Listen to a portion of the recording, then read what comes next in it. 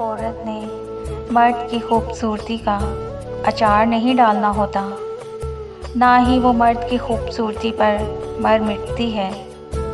عورت مرد کے دل کی خوبصورتی کو جانچتی ہے کہ کس مرد میں حیا ہے، کون مرد عورت کو کتنی عزت دیتا ہے، کس نظر سے دیکھتا ہے، کتنا خیال رکھتا ہے، کتنا پیار کرتا ہے، کتنا بھروسہ دیتا ہے، کتنی چاہت کرتا ہے، جو اس کا ہمراز بن کر عزت سے اپنا بنا کر اس کے دکھ درد غم سمیٹ لے۔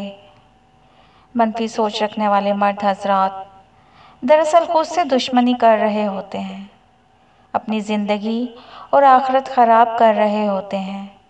مکافات عمل تو اٹل لکھ دیا گیا ہے، دیر یا سویر مرد عورت کو اس عمل سے گزرنا پڑتا ہے، تو کیوں نہ اپنی سوچ کو مثبت رکھا جائے، عزت اور احترام دیا جائے، پاکیزہ اور شرعی رشتہ رکھا اور نبھایا جائے۔